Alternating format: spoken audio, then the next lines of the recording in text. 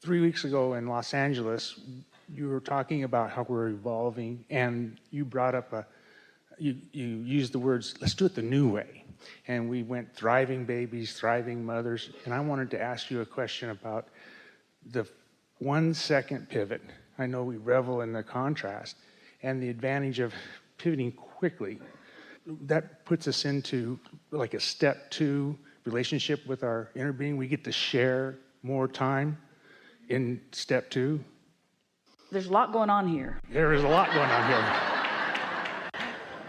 We want to start with the 1 second pivot, because the only environment or situation in which someone could experience a 1 second pivot, meaning know what I don't want, know what I do want, is if you're in this more neutral zone where there's not much variance between satisfied and not satisfied.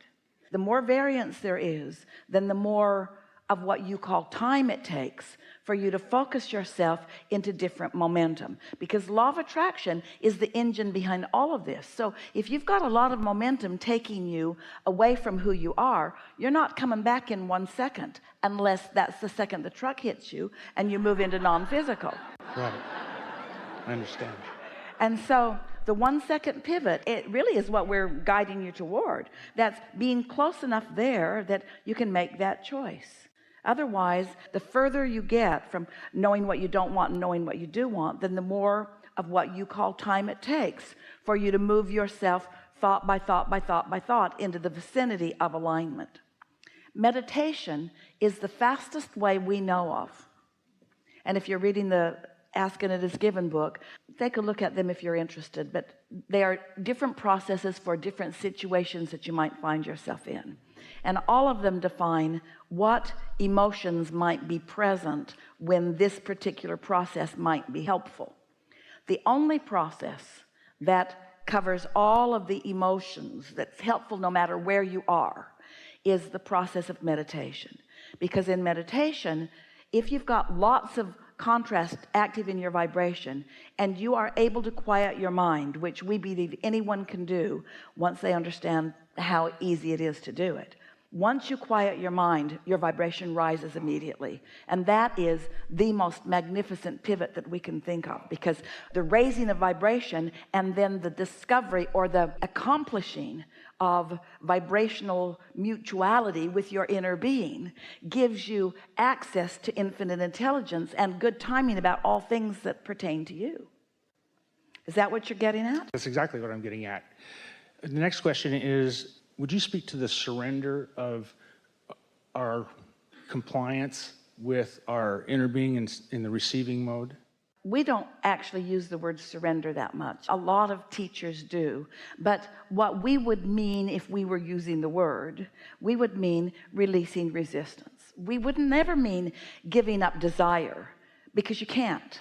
You can't give up the expansion that life has caused you to accomplish, which is where your inner being stands. But surrendering is giving up the beliefs that are preventing you from moving in the direction. Giving them up or suspending them. Surrender, suspender, suspending them, just letting them not be active. Well, most people don't do that. Something happened to you 20 years ago. Most people talked about it 20 years ago and 19 years ago and 18 years ago and 17, 16, and talked about it today. In other words, you keep updating the vibration of it. So you haven't suspended the vibration of it under those conditions. You've kept it active.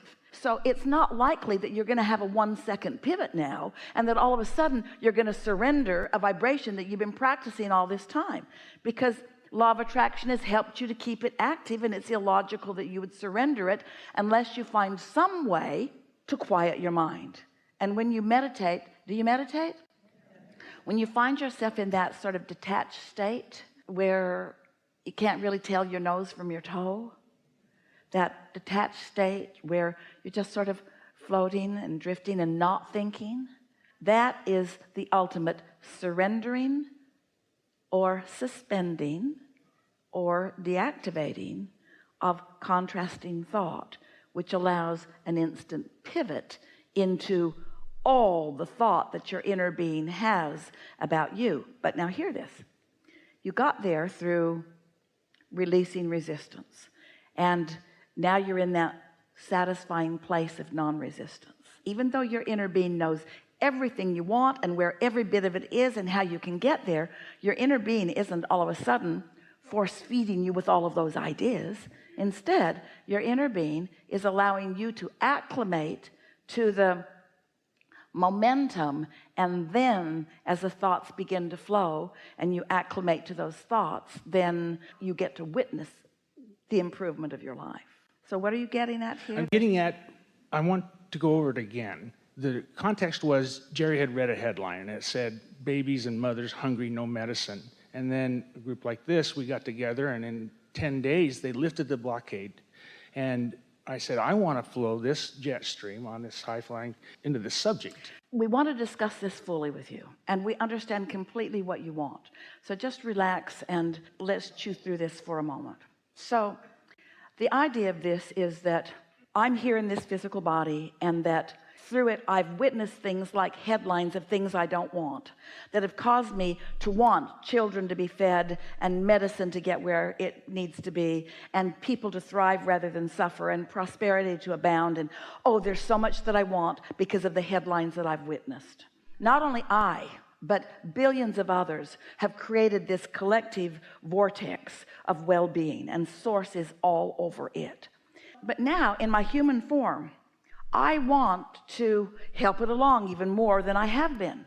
I've been part of creating this asking, and I'm maybe one of the few who understands that the answering is already there, that it's already been given. So now I want to, this is what we hear from you, I want to be a further help in turning those thoughts into a reality than I have been. So how can I best focus my mind in order to get the food where it needs to be, and get the babies back with their parents, and help soothe the wounds that are bleeding, and what can I do to help?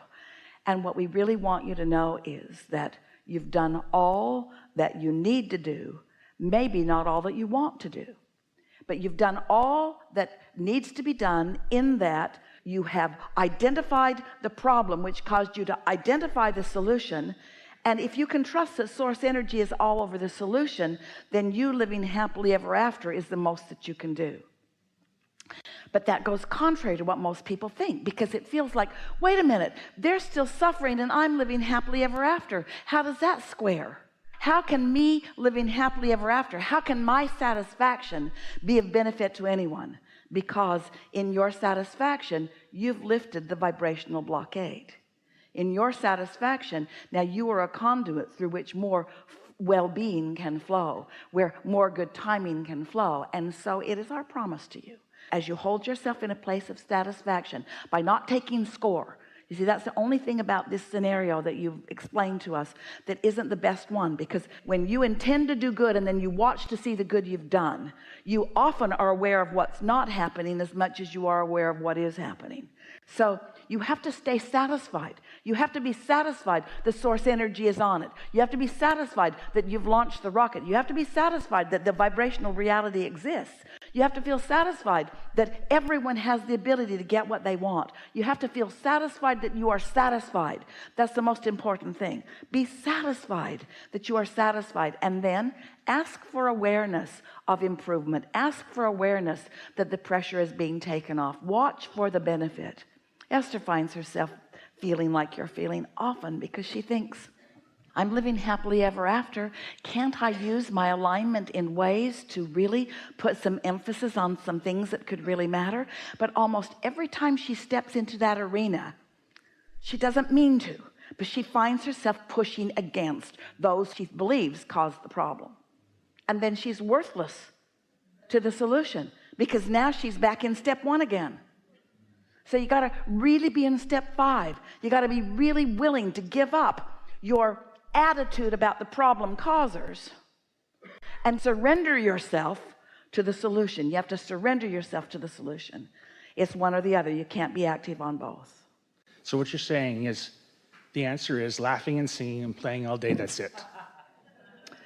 And feeling interested and feeling proud of yourself and liking what you see in others and seeing the positive aspects in that and that and that. and adoring the planet and loving the way the ocean is and seeing how blue the water is and appreciating the balance of the planet and devouring the food and feeling appreciation for all of those who contributed to the bringing of it to you. It's endless. It just goes on and on and on and on. There is so much to focus upon that gives you satisfaction. I'm completely satisfied. Really good. Good conversation. So we talked about more things today than you might currently realize, because we kept coming back to just one thing, which is paying attention to the way you feel and holding yourself as close as you can into that least resistant state. We want you to think about this one thing. We never assign homework. But this is where, if you put your attention, you will get your greatest satisfaction and your biggest payoff as a result of what's happened here today. First, we want to say, because of your willing participation here with us and your willingness, we started to say patience, but patience really isn't what we're reaching for, because patience is sort of enduring something that you don't want to endure. And what we really mean is, by being present and listening and allowing yourself to hear the combinations of things that we've all talked about, your set point has shifted. Your vibrational point of attraction is in a different place than it was when you walked in the door, which is a huge advantage to you, because you already had a vortex full of requests that you had personally established and identified, and now you're more open and receptive to the receiving of them. So when you leave here, don't get into a dialogue with someone where you want to get all heady and wordy about what happened here. Let this be an emotion.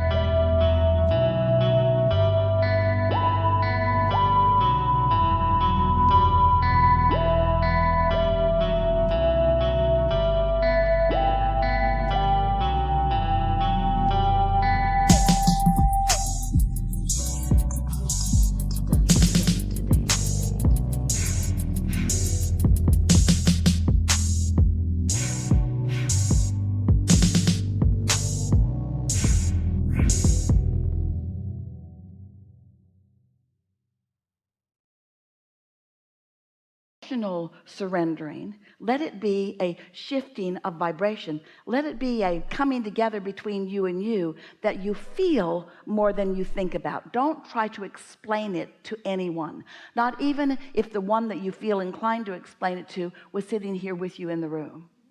Esther saw in New York last weekend the play Hamilton. She'd heard about it. She really didn't understand. She knew sort of what it was going to be about, but she didn't know enough about it to be really ready for what it was. And the awesomeness of it left her forever changed. And as she tries to explain it to those who weren't there, she just feels foolish.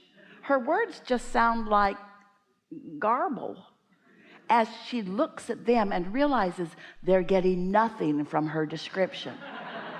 She just can't get enough words in and remember enough of the lyrics and get animated enough to make them get what she got from being there. Well, that's what's happened to you. You can't explain the vibrational shift that has taken place within you. It's enormous. And what that means is, as you make just the slightest little determination that you're going to stay lean on the satisfying edge of the spectrum, that you're going to be the witnesser of some things falling into place that have felt out of place to you for a while. Improvements in this and that and this and that and this and that and this and that. And this is what we ask of you. This is the homework that we're assigning. We don't assign homework, but this is it. Make the correlation. Make the correlation. That is new because I was more satisfied than I usually am. And once you get the hang of this satisfaction business, so many things ripe and ready for you to pluck from your vortex are going to flow into your experience. And it's not just the thoughts turning to things and now all of a sudden you've got things in your life that you've been wanting. It's the fun of you getting to witness the unfolding of them and you knowing that you did it by the shifting of your vibration. There is so much love here for you. We feel appreciation for your willingness to be here in this body and for your willingness to be here in this room, for your willingness to put up with the contrast that puts the new stuff in the vortex, from your willingness to accept that there is a vortex, and for your willingness to look in the direction of it with some faith or belief that it really is there, for your willingness to accept that you have an emotional guidance system, and for your willingness to feel it and guide yourself in the direction of what feels best within it. We appreciate your step one-iness. And we know that you appreciate our step two-iness. And we want you to know that we adore your step three-iness. And as you have moved into step four-iness today, you're going to live in happily ever afteriness.